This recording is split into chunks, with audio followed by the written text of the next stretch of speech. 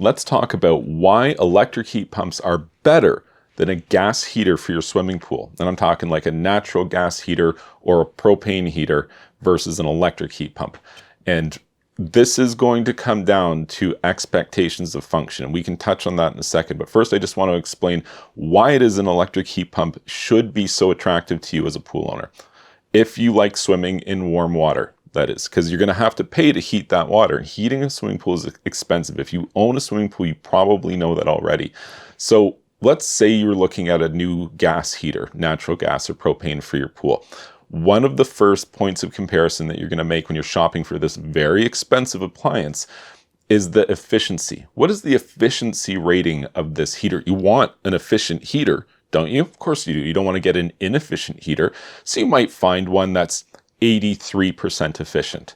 And what does that mean? It means that for every, amount of heating input that you're giving it, you're getting 83% of that back as direct heat for the pool. And then you're losing some to, energy transfer and the just loss of transmission in the lines and just inefficiency in general. And so 83% is actually like a pretty realistic number for a modern, natural gas or propane heater. There are some ones which are more efficient, maybe upwards of 90 or 90% efficient. And they're a little fancier and there's a little bit more going on. Some people might argue a little bit, more complex stuff that could go wrong with this very expensive appliance. And you don't want that. You definitely want tried and true. And so these are all talking points about buying a natural gas or a propane heater. And what I want to point out about an electric heat pump is, let's say we take that same measure of comparison. We just walk over to the electric heat pump aisle for a second and go like, well, 83% efficient was what the gas heater was. What is my percentage of efficiency for this electric heat pump? And you'll find that it's not really an apples to apples comparison. And if you're a technically minded person, then this is just part of the way that you analyze and cost compare. But if this is like not something you do every day, not your cup of tea, you might not understand the coefficient of performance, the C.O.P, as it relates to the electric heat pump. This is kind of like your comparable measure versus the efficiency of your gas heater. Here is why. A gas heater is going to take some energy that you are going to feed it. You're like a unit of propane or natural gas, and it's going to burn it, and it's going to return to you less than 100% of the unit of energy which you've provided. That is not how an electric heat pump works. An electric heat pump isn't going to generate some energy for you, generate heat for the pool. What it will do is it's going to take something and it's going to transfer some of that heat into your pool. And you give it like an unlimited supply of something. For example, ambient air, the ambient air temperature and sunshine, things like that. It's going to take those things and it's going to get some of that, heat from there, and it's going to transfer it to your pool. And it basically works exactly like an air conditioner works. You're familiar with air conditioners, right? In your home and in your car, they all work the same. An electric heat pump is the reversed process of that. So that's what an electric heat pump is doing. And the coefficient of performance is interesting because you're not taking a unit of heat energy, like a unit of propane, and burning it. We're just doing an energy transfer. So as a result, it's not less than 100%, like the 83% efficiency we had from the natural gas heater. A comparable number would be like 500% efficient. But that wouldn't be technically accurate. So you instead have this coefficient of performance, and it's for every heat or for every energy unit that you provide, what is it going to return to you? And it's going to be like 5 times or 7 times the amount of input energy that you give it. And in this case, it would be electricity. That's the energy unit you're giving it is the electricity to operate, and then it's using the air and the sun in terms of a heat source to transfer into your swimming pool. So at the end of the day, basically what you're getting here is you're getting less expensive units of heat in the water of your swimming pool. But with a heat pump, that coefficient of performance, it's important to understand that this heat pump operates kind of like a solar heater would. Like if you just had a bunch of black tubes on the surface of the roof of your house and the sun shines on it, it gets hot and your water gets a little warmer.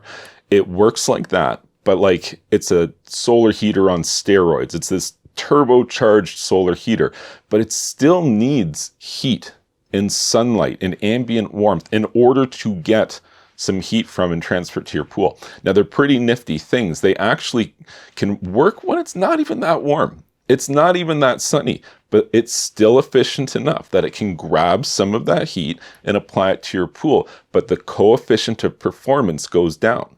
So when you're reading the specifications for an electric heat pump, it's going to give you different coefficient of performance numbers based on different ambient temperatures, because these are the things that's going to affect the performance of this unit. So it's not like a gas heater. A gas heater, you turn it on, it starts rumbling and just start feeding $100 bills into the front of it and it'll burn every one of them for you. That's how it works. It's anytime heat. It's reliable in that sense. An electric heat pump is more nuanced. It operates better when it's got like direct sun and a lot of ambient heat to take out of the air and provide it into the water of your swimming pool. But it can still provide some, albeit less, when the climate and the environment is less favorable for doing so. So really what this comes down to now is expectations of function. A pool heater of the natural gas or propane variety will be available in a spectrum of BTUs, and that's like heating potential ability, up to and including about 400,000 BTU on the residential market. That's how much heat you can get to heat up a swimming pool or spa application. An electric heat pump is more like 140, 150, maybe even 160 or 170, but not so much. Like 140, 150 is the top end of the market in terms of 140,000 BTU, 150,000 BTU. That's just the raw heating power that this thing can crank out for you. And you'll notice that 140, 150 number is way lower than 400. Also, remember that 140, 150 number, that's the optimal C.O.P numbers.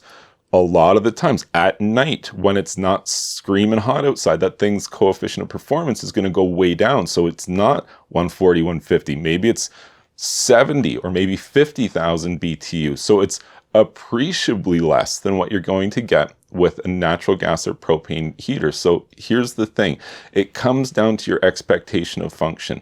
If you need heat over the long term, which is to say you just want your pool to be warmer when you go swimming, well, an electric heat pump will do its thing and it will run in the background and it will probably provide you that heat in your pool cheaper than if you did the same thing with a natural gas or a propane heater. If you need that heat fast, that's where things kind of fall short for the electric heat pump.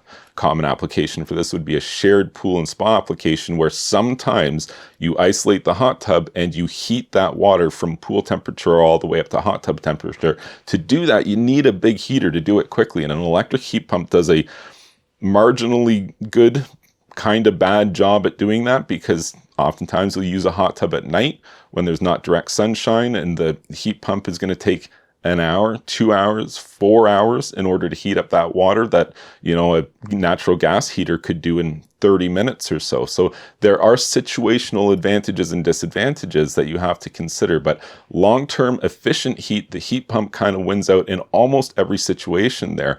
Fast heat is really kind of the one thing that it can't do.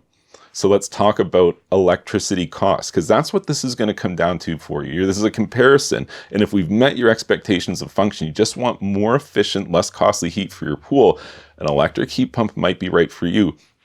But what are the electricity costs in your area? Do you live in a high cost of living area for electricity? Because if you do, you have to be aware an electric heat pump consumes an appreciable amount of electricity. And if you're thinking, hey, I thought you said this was going to be cheap, it's like, well, compared to a 400,000 BTU propane heater for your swimming pool, it can definitely be a lot cheaper. Like 400,000 BTU is enormous. Like, we're just throwing around numbers here, right? But I have a barbecue that I can cook for my whole family with, and it's 40,000 BTUs. And got all kinds of stuff going on there. It's rip-roaring hot. So my pool heater is 10 of those. It's equal to 10 of those running on full blast at the same time. Do you see how big 400,000 BTU is? You can consume an enormous amount of energy when you're burning propane or natural gas in a pool environment. That's why most people are very conservative about the temperatures that they set their pool to. So when I say an electric heat pump is cheaper, it's still going to cost you a lot for the electricity. But maybe you live in a situation where electricity is one of the lesser expensive utilities that you pay for. Or maybe you even have like a solar thing going on and you've got just loads of electricity, more than you can even use at times. An electric heat pump is almost certainly going to be the thing that you're looking for. This is a cool thing that with an electric heat pump, it doesn't apply to a natural gas or propane heater.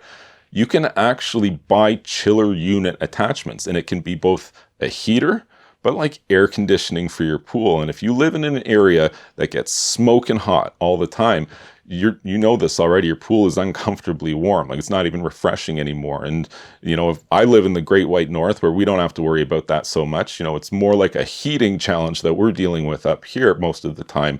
Whereas there's a lot of pools that you deal with the fact that you'd like to cool it down. And it's not practical to do things like putting ice in the pool, or you can even like run fountains at night to try to like cool the pool to whatever extent you can. But these are minimally effective at best. And the only true way to really cool down your water is a chiller attachment. You can buy a standalone, you know, chiller unit, like an AC unit for your pool, or you can buy an electric heat pump and you can get the best of both worlds. You can be running heat at the times of year that you need it, and you can be running air conditioning for your pool at the times of the year that you need that. All in all, it's a consideration process here. We're comparing an electric heat pump to a natural gas or propane heater, but most of the time, the electric heat pump's going to win. It's just a superior technology in terms of its efficiency and its ability to take something and transfer that energy into your pool, as opposed to just burning heaps and gobs of natural gas and propane, which can result in some pretty expensive bills. If you found this information helpful, please be sure to like this video and subscribe to my YouTube channel. And you can check out my website, swimmingpoolsteve.com.